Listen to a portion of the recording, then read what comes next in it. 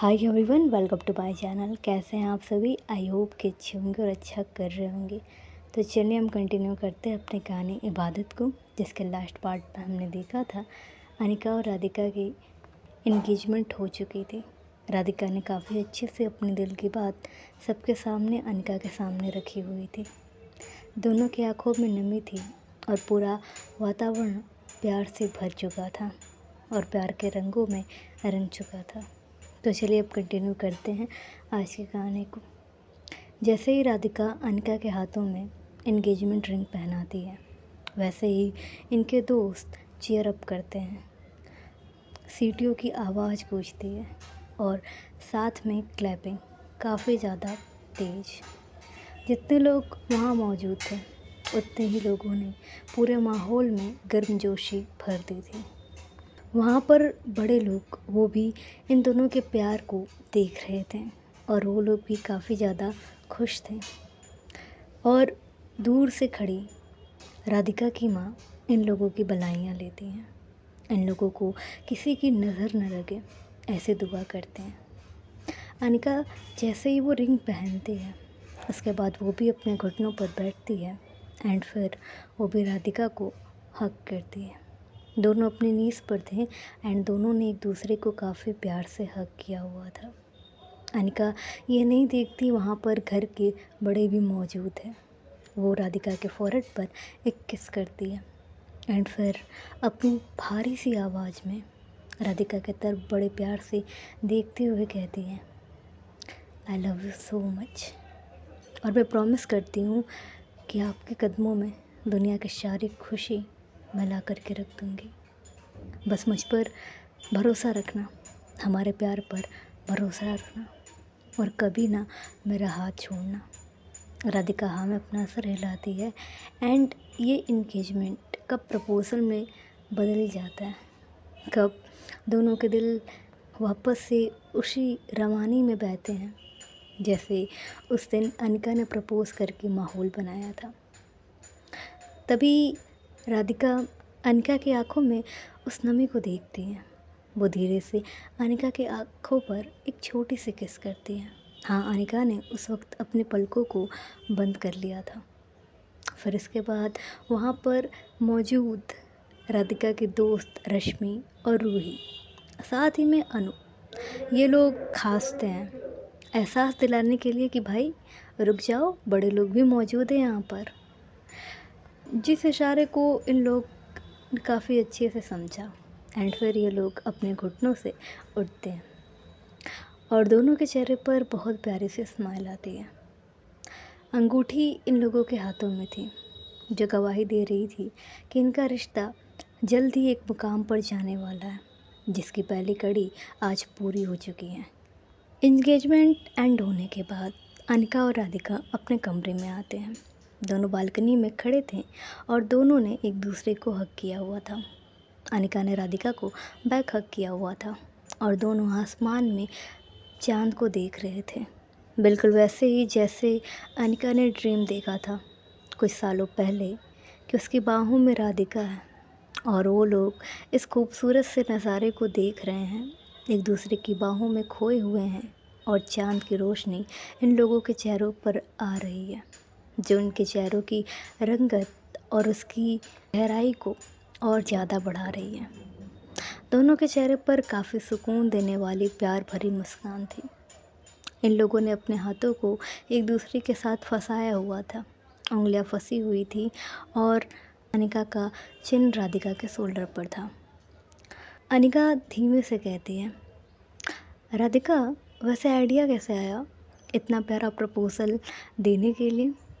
मैं तो इमेजिन भी नहीं कर सकती थी कि ऐसा कुछ मुझे मिलेगा, सडनली इतना अच्छा सरप्राइज़ मेरी लाइफ का।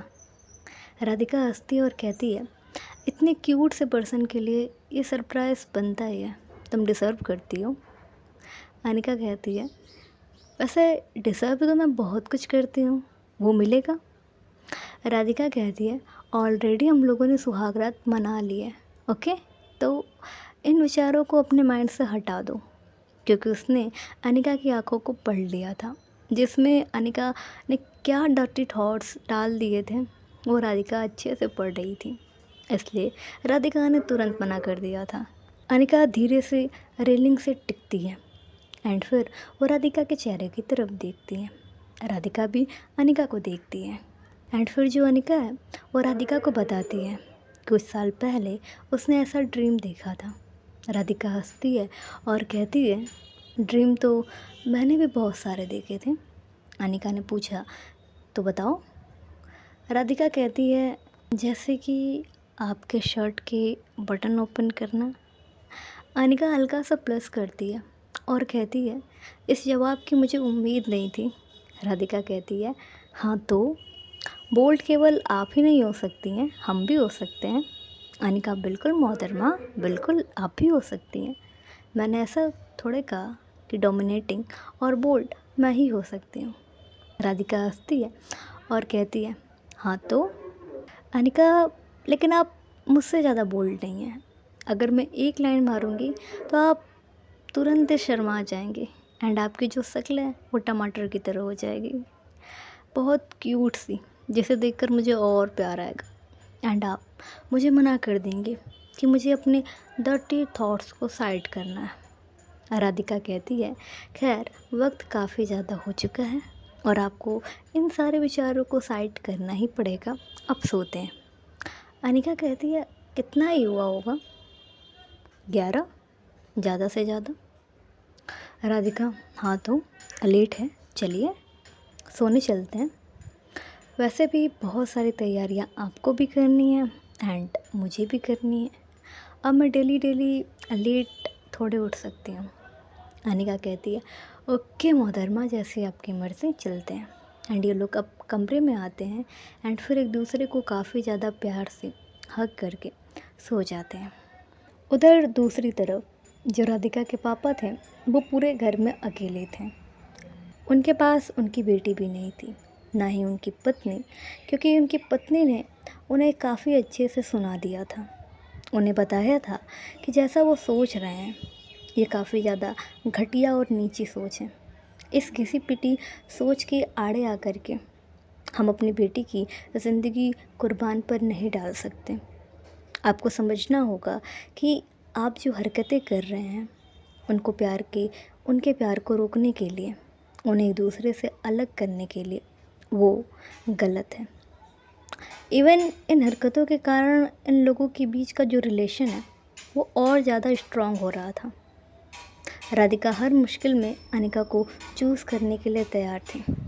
राधिका का ट्रस्ट इतना ज़्यादा था कि अनिका ने सबके सामने उसे ठुकरा दिया था, लेकिन राधिका को पता था कि अनिका ये बात किसी न किसी मजबूरी में कह रही है।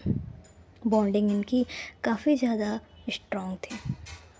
इसे कहीं ना कहीं राधिका के पापा भी महसूस कर रहे थे। और जब इंसान अकेलेपन में होता है, आसपास उसके चाहने वाला कोई नहीं होता है, कोई अपना नहीं होता है, तो उसे उसकी कमी खलती है। वो काफ़ी ज़्यादा सोचता है और उस वक्त राधिका के पापा के साथ यही हो रहा था। उनके जान से भी ज़्यादा प्यारा उनकी बेटी उनके पास नहीं थी, उनकी पत्नी नहीं थी। वो बहुत ज़्यादा अकेले हो चुके थे। 3 से 4 दिन बीत चुका था, लेकिन ईगो बहुत बुरी चीज़ होती है। वो अब भी इनके रिश्ते को एक्सेप्ट करने के लिए नहीं मान रहा था। वो अब भी कुछ प्लान्स बना रहे थे जिसमें बस उन्हें अंत में जाकर के रिग्रेट हो रहा था कि इससे उनकी बेटी काफ़ी ज़्यादा हर्ट होगी। और उसी रात वो बहुत ज़्यादा सोचते हैं, बहुत ज़्यादा तर्क वितर्क, जितने भी थॉट्स उनके माइंड में आ रहे थे, हर एक का जवाब वो दिमाग से सोच रहे थे। लेकिन जब उनका दिल जाना, जब उन्होंने गहरी सांसें ली और आंखें बंद करके मोहब्बत को महसूस किया, प्यार की ताकत क्या होती है इसको महसूस किया, राधिका और अनिका के प्यार को, उनके रिश्ते को, कैसे वो लोग एक दूसरे के साथ रहते हैं, हर घड़ी हर पल एक दूसरे का हाथ थामे हुए, इतनी अड़चनों के आड़े आने के बाद भी उनका रिश्ता पूरी मजबूती से कायम है। तब उनका दिल पिघल गया। हाँ, पिघल गया। प्यार की ताकत होती है चट्टानों तक को पिघला देने की। ये तो एक दिल ही है, कैसे ना पिघलता, और वो भी एक बाप का दिल।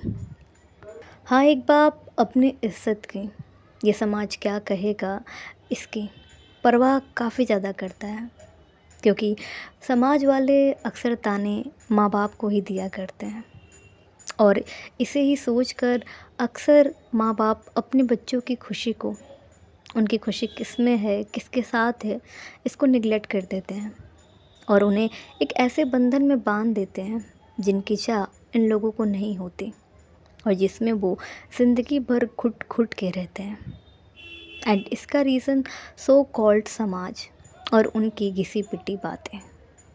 लेकिन जब दिल जागता है तब चीज़ें अलग हो जाती हैं।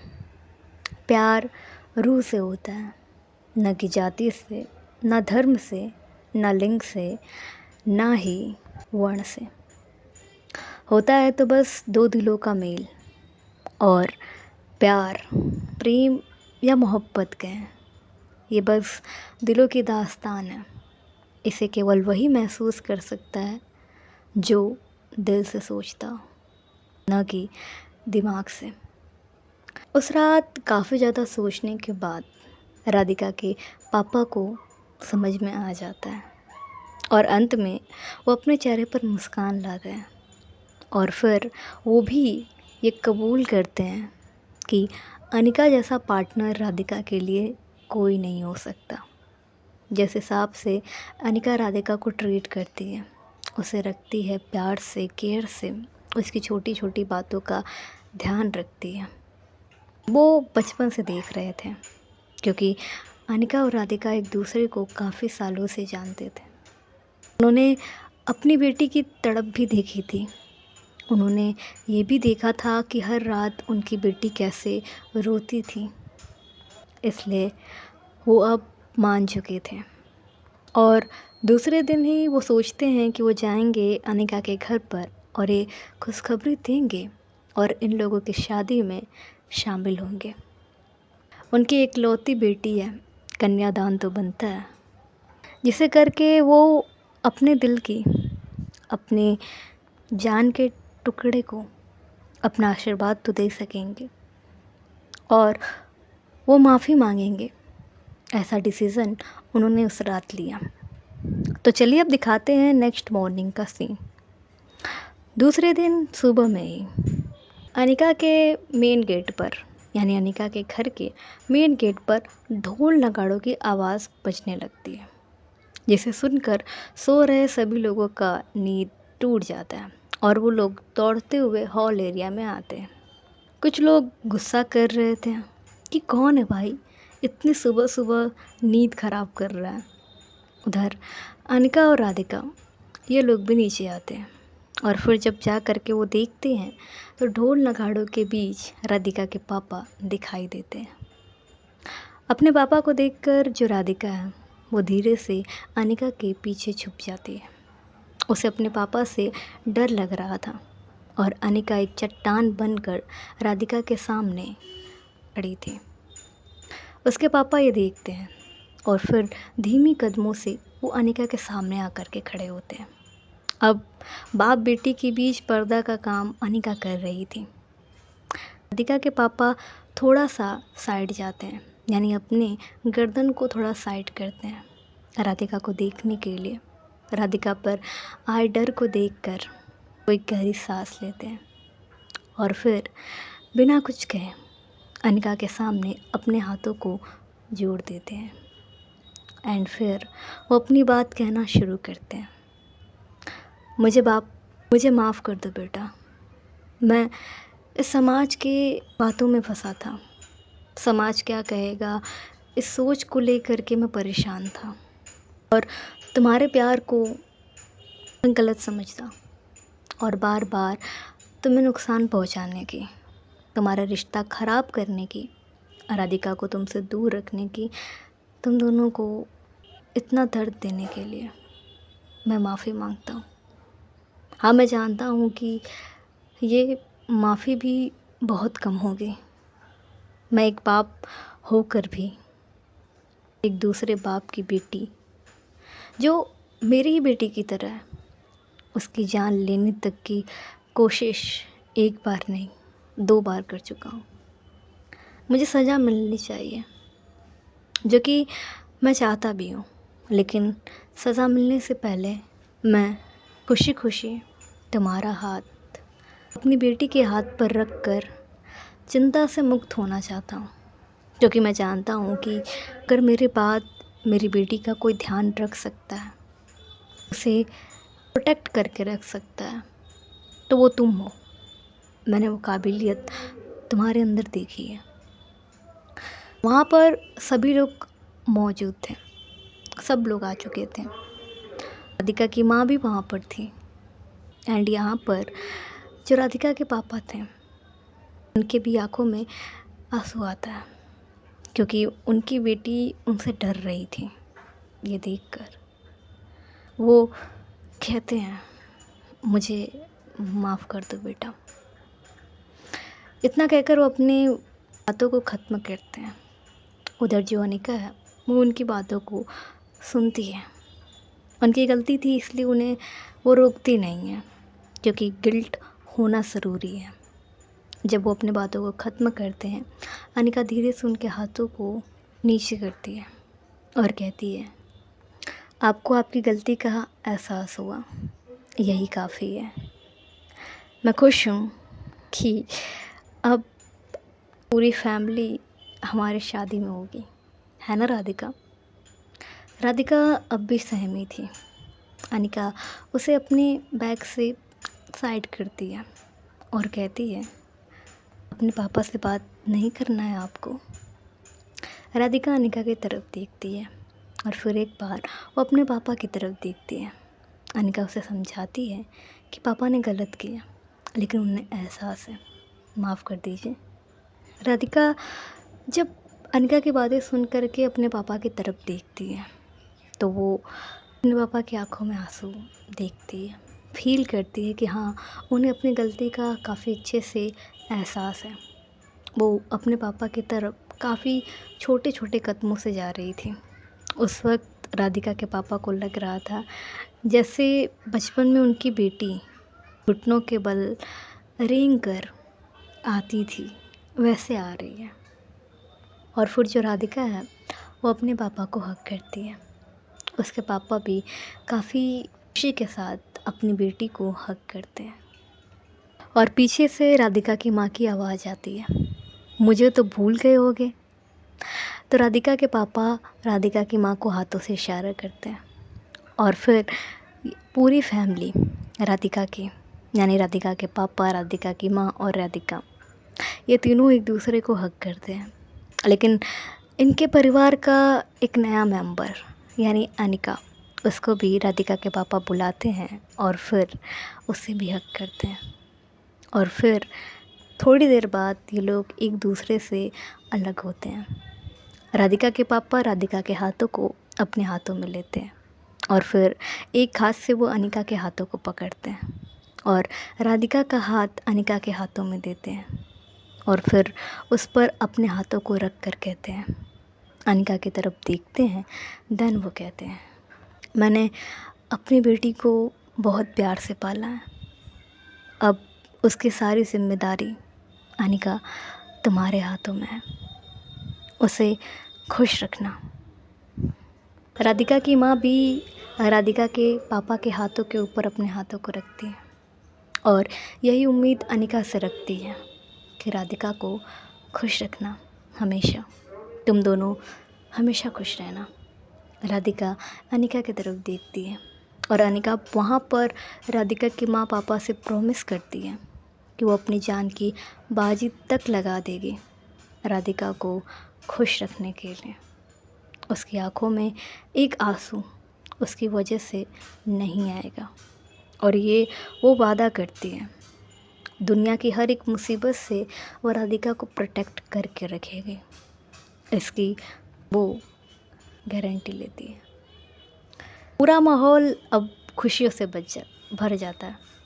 एंड यहाँ पर जो अनु है वो बैंड बाजा बजाने वालों को इशारा करती है और फिर शहनाइयाँ और बैंड बाजा बजने लगते हैं। एंड यहाँ पर जब सभी लोग अपने हाथों को हटाते हैं, राधिका और अनिका साथ में झुक करके राधिका के पापा के पैरों को छूते हैं और फिर आशीर्वाद लेते हैं। राधिका के पापा भी उनकी नई ज़िंदगी जो कुछ ही दिनों में शुरू होने वाली थी, एक साथ उसके कुशल मंगल होने का आशीर्वाद देते हैं। एंड इसके बाद ये लोग राधिका की माँ के भी पैरों को छूते हैं और वो भी इन लोगों को आशीर्वाद देती हैं। अब ये सीन यहीं पर ख़त्म होता है। राधिका के पापा मान चुके थे और उन्होंने इन लोगों के रिश्ते को पूरी तरीके से एक्सेप्ट कर लिया था। अनिका की पूरी फैमिली भी राधिका के पापा ने जो किया था उसे माफ़ कर चुकी थी। अब नेक्स्ट सीन स्टार्ट होता है हल्दी सेरेमनी में। अवनी और रश्मि एंड अनिका और राधिका, इन दोनों लोगों की यानी इन दोनों कपल की हल्दी सेरेमनी सेम दिन थी। तैयारियां पूरे जोरों शोरों पर थीं। काफ़ी अच्छा और प्यारा डेकोरेशन हुआ था। चारों तरफ गेंदे के फूल और चमेली का कॉम्बिनेशन था, यानी पूरा माहौल पीले और सफ़ेद रंग में घुला हुआ था। हवा की महक में गेंदे के फूल और हल्दी की खुशबू, इन्हीं की महक आ रही थी। अनिका, राधिका और रश्मि और अवनी की हल्दी, इसके लिए दो अलग अलग स्टेज बनाए हुए थे। एक तरफ अनिका और राधिका की होने वाली थी और दूसरी तरफ अवनी और रश्मि की होने वाली थी। और ये सारा इंतज़ाम अनु और शालिनी देख रहे थे क्योंकि इनको ही ज़्यादा रिस्पॉन्सिबिलिटी थी। उधर कमरे में राधिका तैयार हो रही थी। अनिका जिसने एक पीले रंग का कुर्ता पहना हुआ था और राधिका जिसने एक लहंगा पहना हुआ था, वो भी पीले रंग का। उधर अवनी और रश्मि भी तैयार हो रहे थे और दोनों ने सेम ड्रेस कोड फॉलो किया था। यानी अनिका के साइड से जो लोग थे उन लोगों ने कुर्ते पहने हुए थे और राधिका के जो भी दोस्त थे उन लोगों ने लहंगा पहना हुआ था। माहौल में म्यूज़िक की आवाज़ भी थी, लेकिन वो काफ़ी ज़्यादा लाउड नहीं थी क्योंकि राधिका को लाउड म्यूज़िक पसंद नहीं था। इसलिए मीडियम आवाज़ में ही काफ़ी प्यारी म्यूज़िक चल रही थी और ये माहौल को और ज़्यादा प्यारा बना रहा था। अनु और शालिनी की नोक झोंक हो रही थी क्योंकि इन लोगों में लड़ाइयाँ कॉमन हैं। गेस्ट जो लोग बुलाए गए थे, जो लोग ख़ास थे, वो लोग भी वहाँ पर मौजूद हो चुके थे। पहले हल्दी अनिका को लगने वाली थी और उसके बाद राधिका को। अनिका के शरीर की जो हल्दी थी वो राधिका को लगेगी एंड उधर अवनी के शरीर की जो हल्दी थी वो रश्मि को लगेगी। अनु आती है और अनिका को हल्दी लगाती है और फिर वो आंखों से इशारा करती है, आज रात का प्लान। अनिका, कौन सा प्लान? अनु धीरे से अनिका के कानों के पास आती है और कहती है, शादी होने वाली है तो बनता है ना 2-2 पैक। अनिका कहती है, पिटवाएगी क्या? हाँ, तेरी भाभी को पता चला ना, शादी होने से पहले शादी कैंसिल करके चली जाएगी। आया समझ में? ऐसा कुछ नहीं होने वाला। अनु कहती है, यार दी से भी मैंने यही पूछा, उन्होंने भी मुझे सेम लाइन मारी और तुझसे भी पूछ रही हूँ, तूने भी सेम लाइन मारी। दोनों बहनों कितना डरते हो यार अपनी बीवियों से। अभी हुई नहीं है तो इतना डर, होने के बाद तो जोरू का गुलाम। खैर तूने तो कह ही दिया है, अब दी से भी यही उम्मीद है। कोई ना, मैं अकेले बैठ के पी लूँगी, तुम लोगों में हिम्मत नहीं है। एंड इधर जो शालिनी है वो देख रही थी कि अनु कब से अनिका के कानों में कुछ खुशर पुशर कर रही है। वो इन लोगों को अच्छे से जानती थी क्योंकि इन्हीं लोगों की दोस्त थी, तो समझ जाती कि कहीं ना कहीं ये लोग कुछ तो गड़बड़ करने वाले हैं।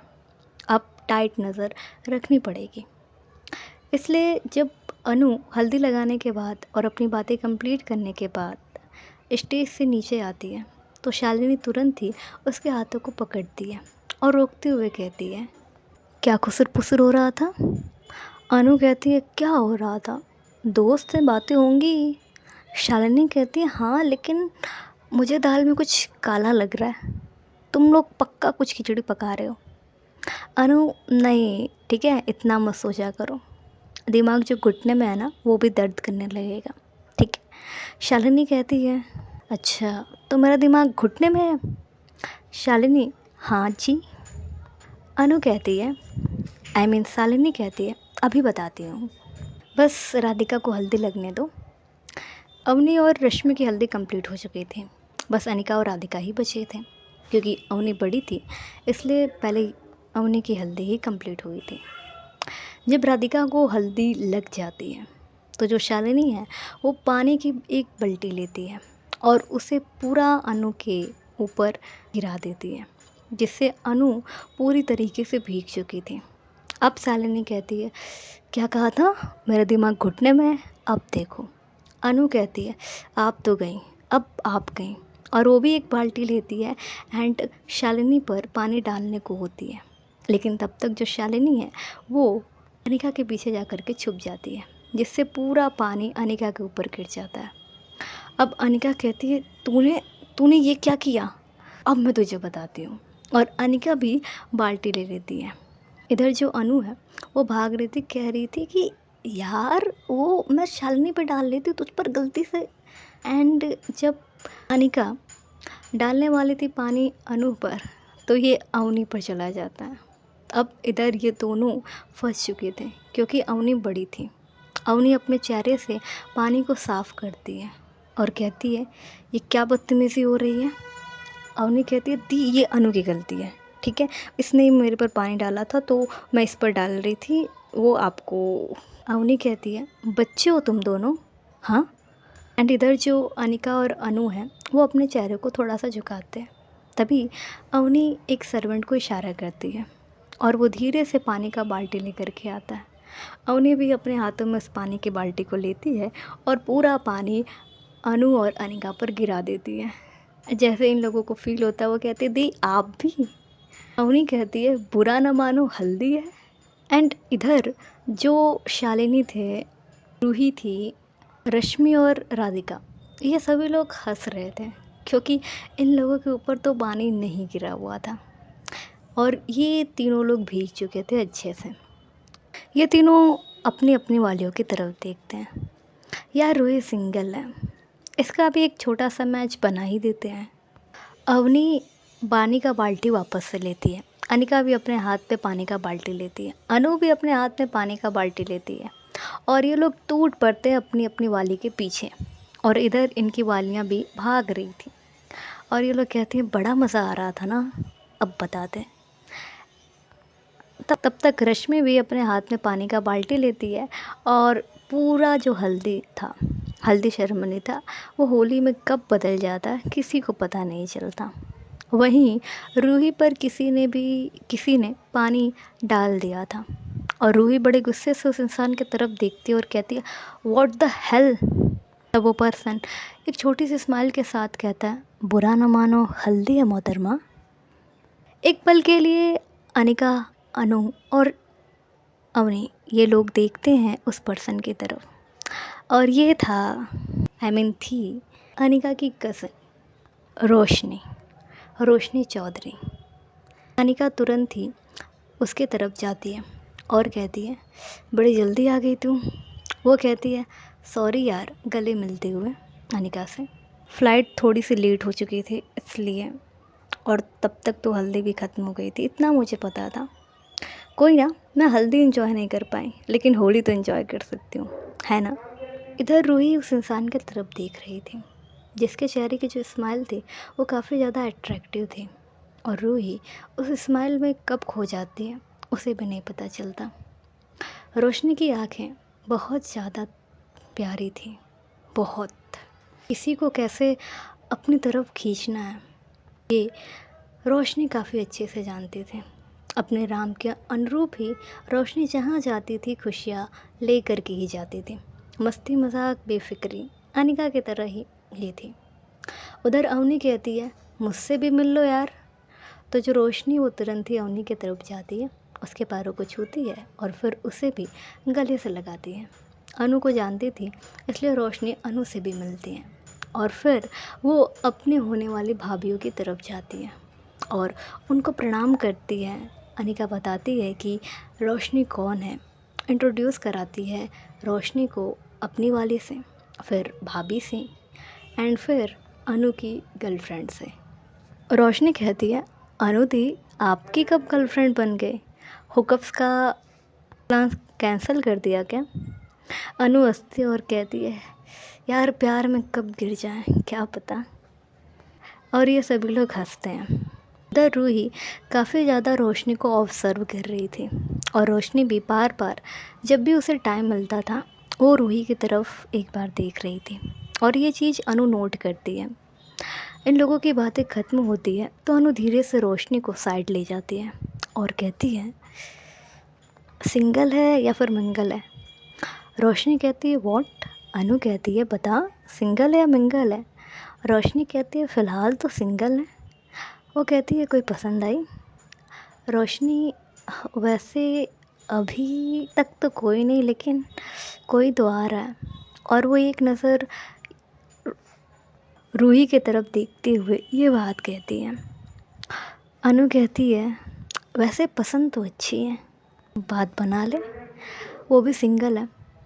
रोशनी क्या दी आप भी क्या क्या सोचती रहती है? अनु कहती है निगाहें झूठ नहीं बोलती बेटा, तू भी अब प्यार में गिरने ही वाली है। नेक्स्ट नंबर तेरा होने वाला है, इसकी गारंटी मैं लिख कर देती हूँ। और हमारे नेक्स्ट जो कपल होंगे वो तू और रूही होने वाले हैं। उधर जो रोशनी है वो अपने हाथों को अपने बालों के पीछे करती है और कहती है तो उनका नाम रूही है? वो कहती है आय हाय क्या शर्मा रहे हो, जा बात कर। और वो धीरे से ढकेल देती है रोशनी को रूही की तरफ। रूही संभली ही थी और रोशनी तो उसके ऊपर गिरने ही वाली थी। रोशनी कहती है आई एम सॉरी। रूही कहती है जब से आई हो बदतमीज़ी पर बदतमीज़ी करते जा रही हो। अगर तुम जीजू की कज़िन ना रहते ना तो फिर मैं तुम्हें बताती कि इस बदतमीज़ी का क्या अंजाम होता है। रोशनी कहती है ओहो तीखी मिर्ची, वैसे स्पाइसी चीज़ें हमें पसंद है काफ़ी ज़्यादा। रूही माइंड योर लैंग्वेज, समझ में आया? Roshni and mind your beauty miss beautiful. इस गेंदे की महक से ज़्यादा तो आपके परफ्यूम की खुशबू हमें अट्रैक्ट कर रही है। हाय। रूही अपनी हंसी को हल्का सा कंट्रोल करते हुए और फिर थोड़ा सा गुस्सा करते हुए कहती है जो कि झूठा था, चले जाओ वरना पिटोगी इसी हल्दी में। रोशनी कहती है अब इन नाजुक से हाथों से मार भी खा जाए तो बंदा अपने आप को खुश नसीब ही समझेगा मोहतरमा। रूही अब इस बार हंस देती है और रोशनी देखती है कि रूही कितने प्यार से हंस रही थी और वो उस वक्त काफ़ी प्यार से रूही की तरफ देखती है। रूही खुलकर हंस रही थी एंड इधर रोशनी उस हंसी में खो रही थी। तो आज की कहानी यहीं तक, मिलते हैं हम आप सभी से इसके अगले भाग में। ये भाग आपको कैसा लगा ज़रूर बताइएगा। वैसे बुरा ना मानो हल्दी है। तो चलिए अब चलते हैं, राधे राधे।